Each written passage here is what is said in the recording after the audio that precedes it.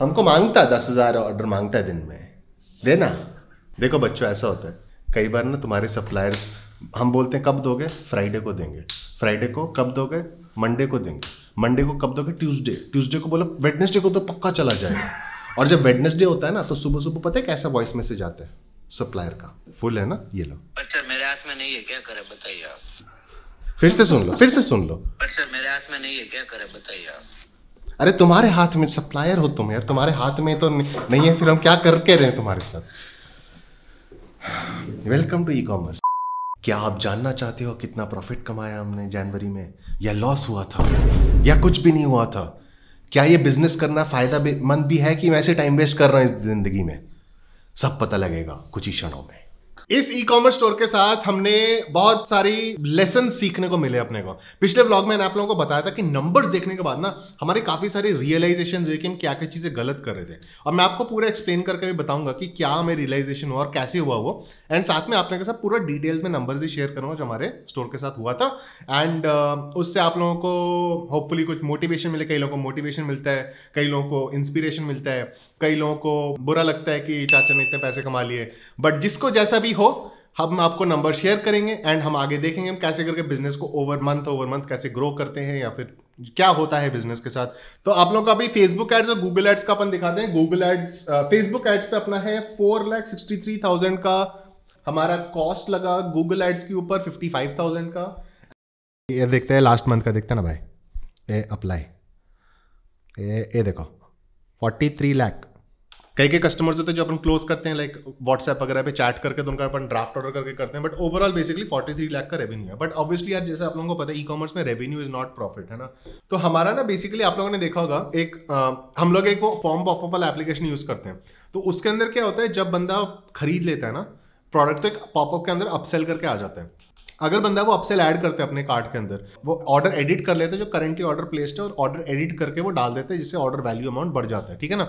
लेकिन क्या होता है, शिपरॉकेट और निम्बस पोस्ट जो है ना, वो लोग कई बार वो डेटा उठाते नहीं है ठीक से, ठीक है। और अपने के ना बहुत बूबू होते हैं इस चीज़ को लेके कि हमारे लाइक अपसेल्स जितने हमने सेल किए थे, हमने 1000 के ऊपर अपसेल सेल किए थे लास्ट मंथ, ठीक है। और वो अपसेल में से हमने हार्डली लाइक 300 के आसपास आई थिंक शिप हुए थे टोटल, ठीक है। क्योंकि वो सिंक ऑर्डर्स और उन ऑर्डर सिंकिंग और उन सब चीज़ों में ही बहुत बड़ी दिक्कत थी, जो अपन ने कैच किया जब हमने एक्सपोर्ट के सारे इन्फॉर्मेशन हमको लगा यार कि इतना डिफरेंस क्यों आ रहा है। तो हमको फिर पता लगा कि ये प्रॉब्लम है। और आप सोच के देखो यार, अपसेल के ऊपर तो एड कॉस्ट भी नहीं होता अलग से, क्योंकि ऑर्डर तो डिलीवर हो रहे हैं कई सारे, तो हमारा तो सीधा नेट प्रॉफिट में ऐड होना था वो, ठीक है, प्रोडक्ट कॉस्ट वगैरह हटा के। तो हमारा एक्चुअली जो नेट हमने कैलकुलेट किया इस चीज़ को, हमारा अप्रॉक्सीमेटली 2 लाख के आसपास का प्रॉफिट हमारा जो होना था वो नहीं हुआ। तो आपको सिंक का इशू नहीं है अपना। एंड अब हमने मेक श्योर करेंगे, इनफैक्ट एवरी डे हम मेक श्योर करते हैं कि जितने अपसेल्स शॉपिफाई के अंदर आए थे, उतने अपसेल्स अपन शिपरॉकेट के अंदर या निम्बस पोस्ट के अंदर देख रहे हैं एंड उनको शिप कर रहे हैं। बट ये कैच करते करते आप बोल लो ऑलमोस्ट मिड मंथ तो हो ही गया, मिड फरवरी। तो फर्स्ट 2 वीक्स ऑफ फरवरी का भी डेटा थोड़ा इधर उधर रहेगा, बट सेकंड वीक ऑफ फरवरी के बाद डेटा थोड़ा अपना बेटर होगा, प्रॉफिट अपना बढ़ेगा, मार्जिन बढ़ेगा अपना। बट यार ऐसे ही होता है, तुम डेटा को देखते हो, तुम देखते हो कहाँ पर गैप्स हो रही है, क्या क्या प्रॉब्लम्स हो रही है, स्टडी करते हो उसको, फिर रियलाइज होते है कि अच्छा ये कमी है जो मेरे को पूरी करनी है। बट वो तभी हो पाएगा ना जब तुम एक्चुअली देखोगे अपने नंबर्स को।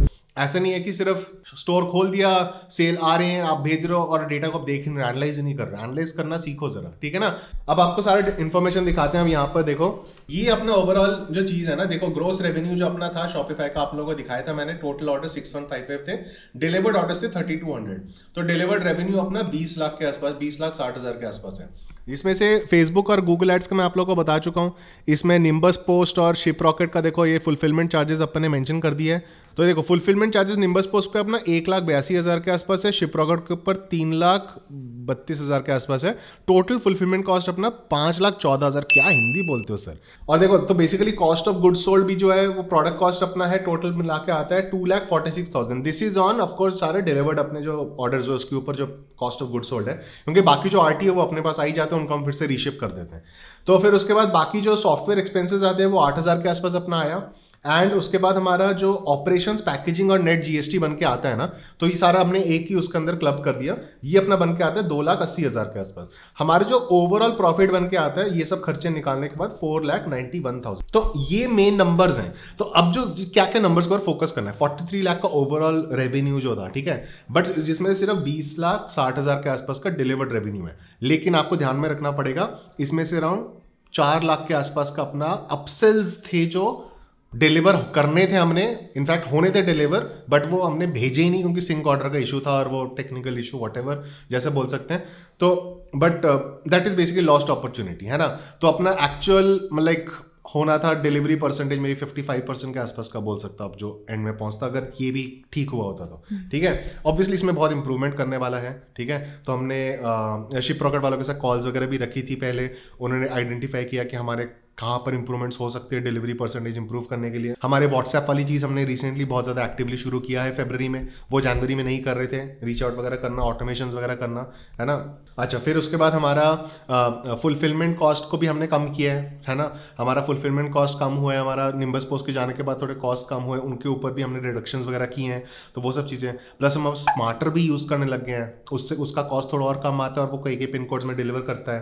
तो बेसिकली एक एक करके हम स्टेप्स ले रहे हैं कि ये वाला फिगर और थोड़ा इंप्रूव हो। एक तो हमें मेक श्योर करना है कि हमारा delivery percentage on all orders cancel वगैरह करने के से पहले ही, है ना, कि जितने ऑर्डर आ रहे हैं उसका हम 60% के आसपास अगर डिलीवर कर रहे हैं, ठीक है, जिसमें से मान लो 10% कैंसिल है और 30% आरटीओ, तो टोटल 100% हो गया ऑर्डर्स का। ये जो ओवरऑल प्रॉफिट आप बोलोगे सिर्फ मतलब 43 लाख के रेवेन्यू पे सिर्फ 5 लाख का प्रॉफिट है। पहली बात तो यार this should have been 7 lakh, पहली बात तो ये बिकॉज ऑफ द अपसेल वाला चीज़, ठीक है, वो होपफुली 15 फरवरी के बाद इंप्रूव हो जाएगा। बट अपना वैसे भी देखो, मैं आप लोगों को पहले ही बोल चुका हूँ, जो एक्चुअल रेवेन्यू होता है ना शॉपिफाई का, वो उतना मैटर नहीं करता है, क्योंकि these are not customers, these are leads. जो भी आपका सीओडी फॉर्म भर रहा है, these are not actual customers, आपके लीड्स हैं। ये कस्टमर तब बनते हैं जब वो एक्चुअली पैसे देते हैं, है ना।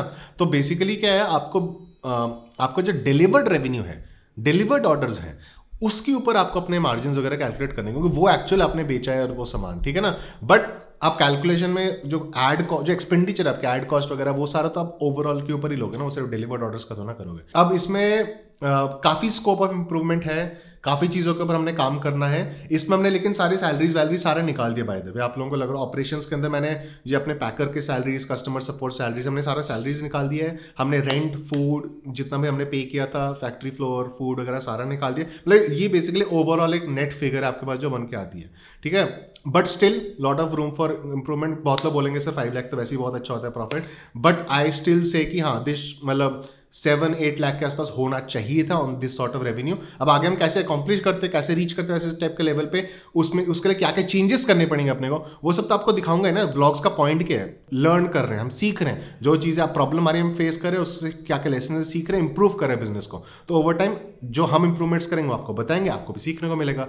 इसी बात पे नीचे लाइक दबाओ, कमेंट्स के अंदर बताओ आप लोगों को कैसा लगा है पूरा का पूरा सीन, है ना।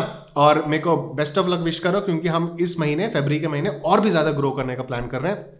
ट्राई करेंगे 60-70 लाख का रेवेन्यू ओवरऑल हो, जिसमें से डिलीवर्ड रेवेन्यू को भी हम इंक्रीज करने की कोशिश करेंगे, एटलीस्ट 60% के आसपास पहुंचाने की कोशिश करें, देखते हैं पहुंच पाते कि नहीं। ऑल द बेस्ट बोल दो नीचे मुझे कमेंट्स में, अगला मिलता हूँ।